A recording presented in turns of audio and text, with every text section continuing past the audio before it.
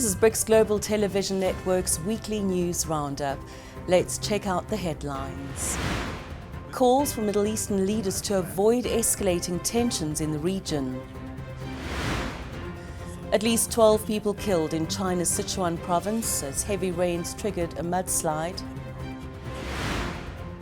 Saudi oil giant Aramco reports a 3.4% decline in net income for Q2 compared to the same period last year. And Brazil's gymnastics superstar takes gold in the floor exercise final at the Olympics. Hello, I'm Juliet Newell. US Secretary of State Antony Blinken's urged Iran to avoid escalating tensions in the Middle East. This call for de-escalation comes after Israel was suspected of killing Hamas leader Ismail Haniyeh in Tehran last month, a move that has raised concerns about further retaliation from Iran. His message was also extended to Israel and other Middle Eastern countries. Our commitment to Israel's security is ironclad. We will continue to defend Israel against attacks from terrorist groups or their sponsors, just as we'll continue to defend our troops. But everyone in the region should understand that further attacks only perpetuate conflict, instability, insecurity for everyone. And further attacks only raise the risk of dangerous outcomes that no one can predict and no one can fully control. Meanwhile, Hamas issued a statement earlier this week saying the Islamic Resistance Movement, Hamas, announces the selection of Commander Yahya Sinwar as the head of the political bureau of the movement, succeeding the martyr commander Ismail Haniyeh. May God have mercy on him, the group said in a brief statement. With regard to Mr. Sinwar, he has been and remains the primary decider when it comes to concluding a ceasefire. And so I think this only underscores the fact that it is really on him to decide whether to move forward with a ceasefire that manifestly will help so many Palestinians in desperate need. The following story contains visuals that might be upsetting for some viewers. In India, following the deaths of more than 200 people in landslides in Kerala, families have buried their loved ones. For the victims who have not been identified, authorities have held Hindu, Christian and Muslim rituals before carrying out a mass burial. Last week, torrential monsoon rains battered the southern coastal region, resulting in floods and 2 deadly landslides. Search and rescue teams, aided by military engineers, have worked tirelessly to rescue survivors and retrieve bodies of those killed. Many of those affected were tea plantation workers and their family members, whose homes were hit by a wall of mud as they slept. In recent years, India has seen a rise in fatal floods and landslides, with experts attributing the increase to the impacts of climate change. Meanwhile, China's Sichuan province, a mudslide has led to the deaths of at least 12 people in the city of Kangding. The mudslide was triggered by heavy rains that caused flash floods. CGTN's Zheng Chong filed this report from Sichuan province, China. Several village houses have already been destroyed, and as you can see behind me, the rescue team are trying their best to restore and clear the road. All of the villagers have already been evacuated so far, and I've also managed to talk to some of the affected villagers here who are waiting for the rescue team to find out their lost beloved ones.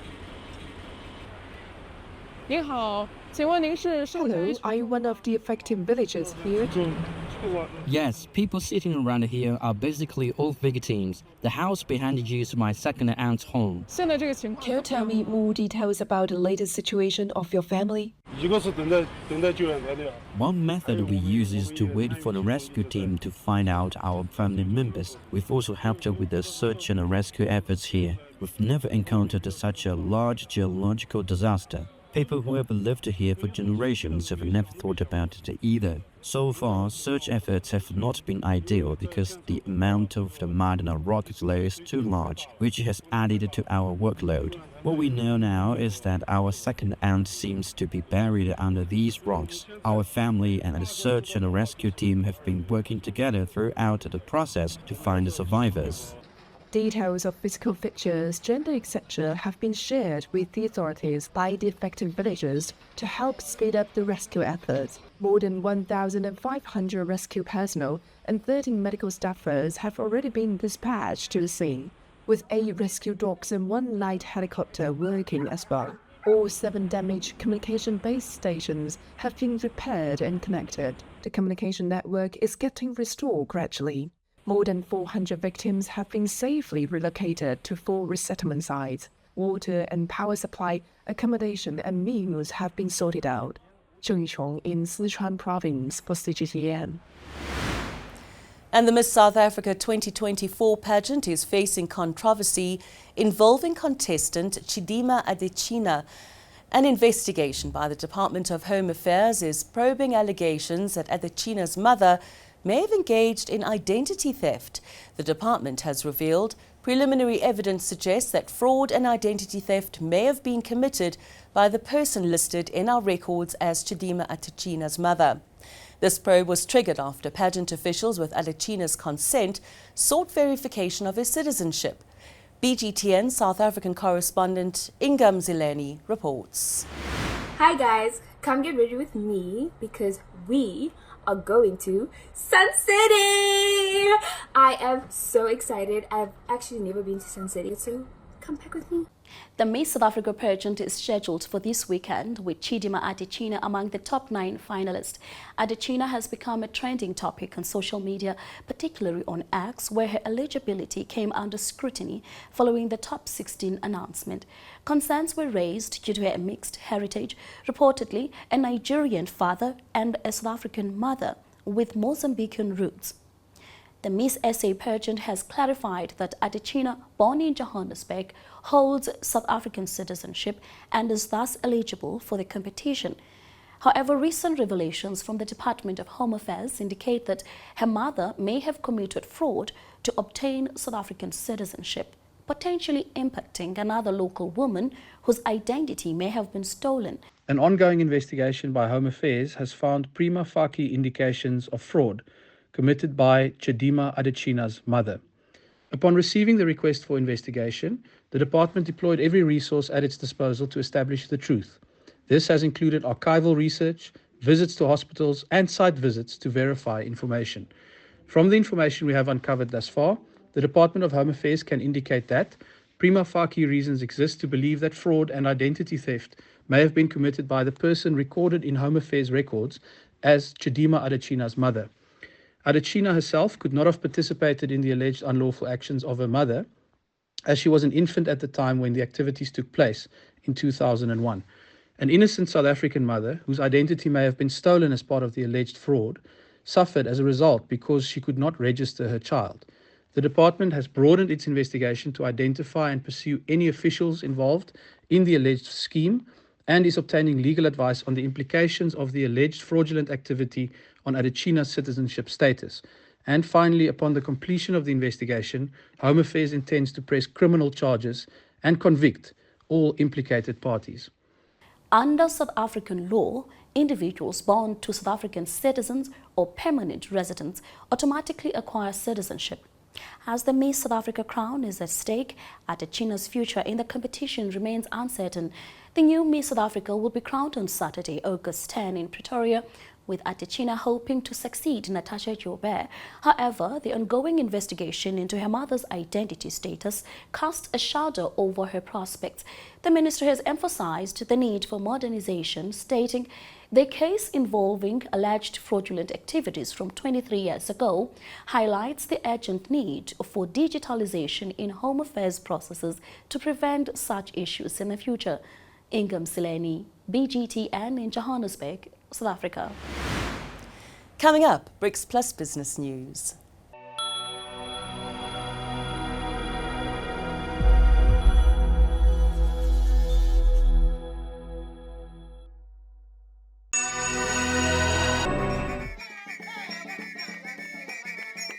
For many, dance in Africa is a rich cultural expression, serving various purposes like entertainment and religious rituals. However, over thousands of years, dance in Africa has been used as a secret way to communicate, sometimes during birth and death, frequently to each other, and at times directly to the gods.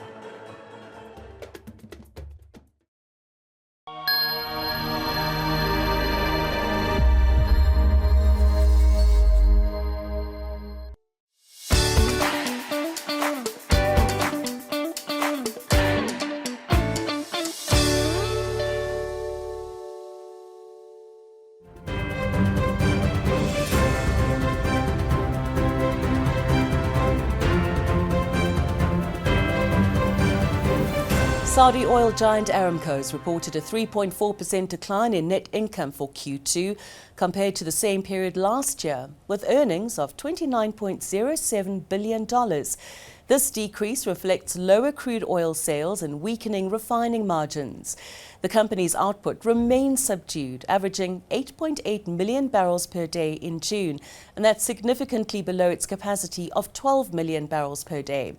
This production level is as a result of cuts initiated by OPEC Plus in October 2022 and further reductions announced in April and June 2023. According to Jadwa Investment, output is expected to remain stable until at least October 2024, when gradual increases are planned under a new OPEC Plus agreement. Aramco, crucial to Saudi Arabia's Vision 2030 reform agenda, helps finance major projects like NEOM and other large-scale developments. The Saudi government holds about 81.5% of Aramco, which has promised industry-leading dividends totaling $124.2 billion for 2024. China's embattled real estate giant Evergrande has announced that it, along with its liquidators, are seeking to recover approximately $6 billion in dividends and remuneration from 7 individuals or entities, including its founder, Zhu Jian. Once a major force in China's booming real estate sector, Evergrande has been struggling under a massive debt load, leading to its default in 2021. The company's current legal actions aim to reclaim funds allegedly misappropriated due to financial misrepresentations between 2017 and 2020. The defendants include Zhu's spouse or former spouse Ding Yumei, former CEO Jia Haijun, former CFO Pan Darong, and 3 entities linked to Zhu and Ding. Zhu's reportedly under house arrest, and Chinese regulators have announced a lifetime securities market ban for him. Evergrande's shares have been suspended since January following a Hong Kong court's liquidation order. The outcome of the legal proceedings remains uncertain. China's exports grew slightly slower than expected in July, while imports surged as the world's second-largest economy charts an uneven recovery. Our business anchor, Lorette Morgan, filed this report. According to China's General Administration of Customs, overseas shipments expanded 7% on year last month. Beijing is seeking to achieve annual national growth of around 5% this year, a target considered ambitious by many observers. Exports have historically served as an important engine for economic activity in China, and they have now expanded for 4 months consecutively, following a year-on-year decline of 7.5% in March. However, imports jumped 7.2% in July, more than twice as much as expected, and after a surprise drop in June. Since China's abrupt scrapping of stringent COVID control measures in late 22, an anticipated return to economic vitality has proven elusive. The economy is battling a number of headwinds, including a prolonged debt crisis in the vast property sector and youth unemployment and sluggish consumer spending. The uncertain economic situation has weighed on Chinese purchases of goods and services from abroad. Lorette Morgan, BGTN, Johannesburg, South Africa. Cathay Pacific's announced an $11 billion deal with Airbus, in which the Hong Kong carrier will buy at least 30 Airbus A330-900s, with delivery expected by the end of 2031. This is in addition to its existing fleet of more than 230 mostly passenger aircraft. The deal is in line with the airline's focus on building passenger numbers to reach pre-pandemic levels. The carrier says it's reached 80% of its pre-COVID levels and aims to hit 100% early next year. The addition of more flights and more destinations for customers is also part of the plan to drive up passenger numbers. The announcement comes following a drop in profits for the first half of this year after it had moved into the black in 2023. In a statement, the company said the aircraft will progressively replace the company's existing fleet of mid-size wide-body aircraft and enable future growth. And in the United Arab Emirates, Dubai International Airport, the world's busiest for international travellers, set a new half-year traffic record with 44.9 million passengers in the first half of the year. Now, this marks an 8% increase from 41.6 million passengers during the same period in 2023. Dubai Airports anticipates this trend will continue, forecasting a record 91.8 million annual passengers for 2024, surpassing the previous peak of 89.1 million in 2018. And despite regional unrest from the Israel-Hamas conflict, strong demand from key markets like India and recovering traffic from China have driven the growth. To accommodate rising passenger numbers, Dubai is expanding Al Maktoum International Airport, with the construction of a new terminal expected to make it the world's largest, costing nearly $35 billion. Once completed, it'll handle up to 260 million passengers annually, with the first phase set to open within a decade, increasing capacity to 150 million passengers per year.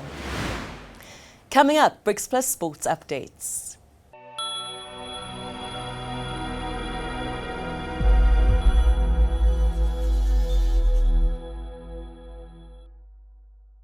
Well, here we have it. Time to turn things around. You caught the taxi and watched the money drain out of your account. Now we're going to pay you if you are lucky enough to catch our taxi. Small problem. You've got to know a few things about BRICS. No, not the stuff you build your house with. Welcome to the BRICS on Wheels show.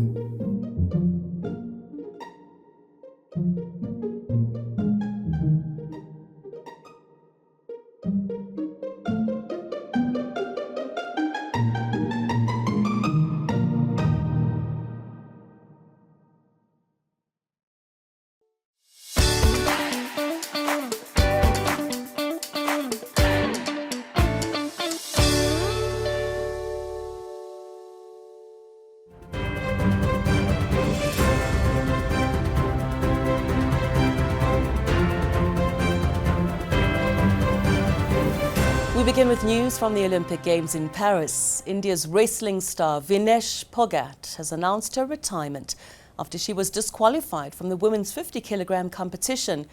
She was a mere 100 grams over the weight limit. Phogat, a world bronze medalist and a strong gold medal contender, was found slightly overweight and disqualified from her gold medal match against Sarah Hildebrand of the United States.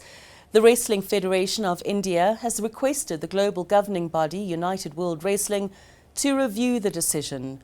Meanwhile, Prime Minister Narendra Modi has expressed his disappointment, urging Phogat to come back stronger.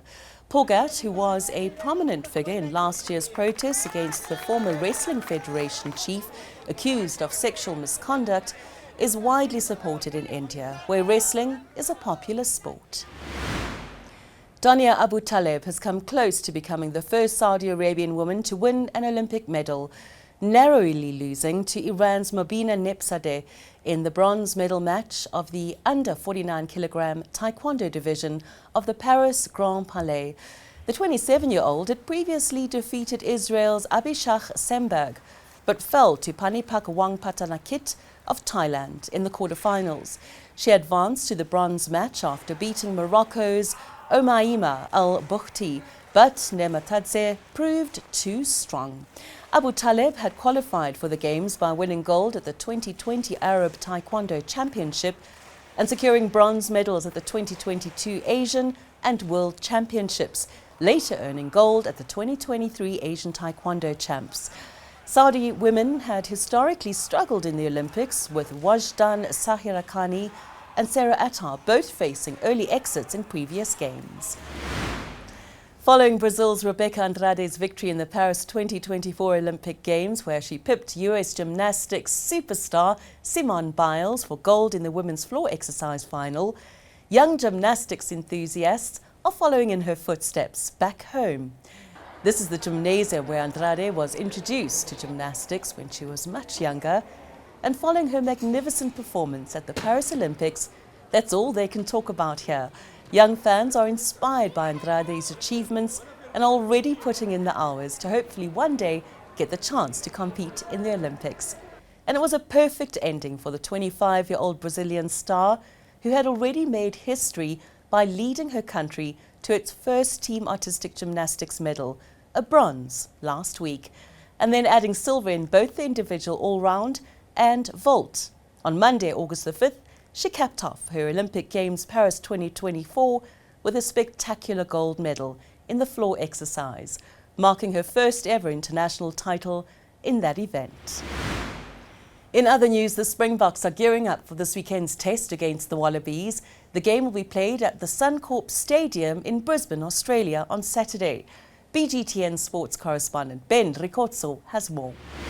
The 2024 Rugby Championship is upon us, and the box season is on the knife's edge. Springbok coach Rassie Erasmus has selected Sasha Fleinbeck Ngomezulu and Ulrich Low at the starting lineup for the test against Australia. Erasmus largely reverted to the squad that shared a two-test series with Ireland last month for the kickoff of the Castle Lager Rugby Championship at the Suncorp Stadium in Brisbane. The match 23 features 3 changes, with only new players being Low at number 8, two-time Rugby Cup winning scrum half Kobus Reinach, and the replacement utility forward Ben Jensen-Dixon. 22-year-old Fleinbeck Ngomezulu was elevated to start at fly half after 4 appearances off the bench this season, while Low started number 8 after 4 replacement appearances since his debut at the 2022 season. The new halfback combination sees Reinach continue at number 9, replacing Faf de Klerk, who's nesting a niggling injury, while experienced fly half Henry Pollard provides a cover of replacement from the bench with Grant Williams, who will serve as a backup at the scrum half and wing. Erasmus also named a powerful bomb squad that include Malcolm Marx, Gerard Steenkamp, Vincent Gok, alongside Dixon, Marco van Staden and Kwagga Smith. Erasmus was delighted to hand the first start to Fleinbeck Ngomezulu and Low. It's nice to get a guy to play his 5th cap and not play his 1st cap and now be settled and has been in and out of the team. He had some, he can play 7, he can play 8. He's certainly a physical player, certainly a fast player, certainly an aggressive player. And, bad luck on Ivan not getting selected and now having an operation. But, Jasper is back. Dwayne retired last year. Ulrich was always on the radar. Ivan had a good chance and must get that up to clear things up. Kwagga, what Kwagga can do off the bench for us. We gave him a few starts now. And again, it's trying to get caps under guys' belts who's good enough to represent the country and not become a 1-2 test cap player and hopefully play like lots of the other guys in the group, 50 test caps and compete World Cup. So it's not his first start. He can't be too nervous. He's quite settled. He's playing with a lot of guys that plays with him. Hopefully he's nice and calm and bring the physical side of things like Jasper and all the other guys do. Few mind games are being played ahead of the test match at the Suncorp Stadium, where the Springboks has lost their last 4 matches. The Australian coach Joe Schmidt says the Springbok tend to get a bit of luck from tight officiating calls. They look pretty impressive. The level, intensity of that Irish series with South Africa was entertaining. I think most people would have been entertained by the 1-score results, and particularly Kieran Frawley nailing those 2 late drop goals to win the second test. Bit of controversy with James Lowe's try being disallowed, not the first time for South Africa. They tend to get a bit of luck from that perspective. So they don't need too much luck to fall their way, though. They make a lot of their own luck with the quality of player and the connectedness that they have. They have guys who played a lot of test match footy together, and that breeds a confidence and an almost unspoken trust amongst players that they know what each other are going to do, and they have an expectation of them doing it well. And I think based on the way South Africa have played, they've done things well. Ben Ricotto, BGTN. We'll have more BRICS Plus sports updates next week. Until then, check out our social media.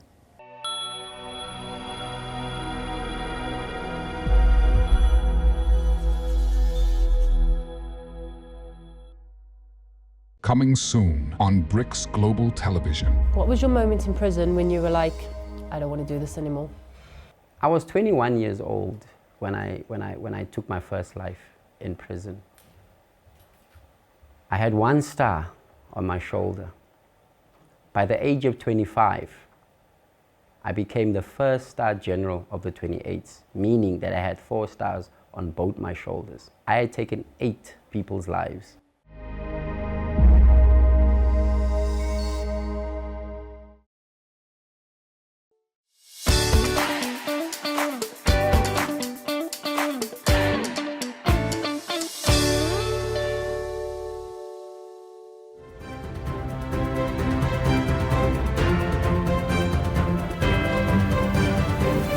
And finally, South African actor, the iconic John Carney, has been awarded the Order of the British Empire. King Charles III honoured the 80-year-old actor, director and playwright for his contributions to drama earlier this week. Carney, whose career began in the 1960s under apartheid, defied racial segregation with playwright Ethel Fugard by staging performances in secret locations. In 1975, Carney won a Tony Award for his role in Fugard's Sizwe Banzi is Dead. More recently, he voiced Rafiki in the 2019 The Lion King remake and played T'Chaka in Marvel's Black Panther and Captain America Civil War. The South African government has lauded Carney for his impactful career and his role in showcasing South Africa's cultural heritage globally. And that's a wrap of this week's news. We'll be back again next week with more news from BRICS Plus countries. Until then, check out our website and social media for updates.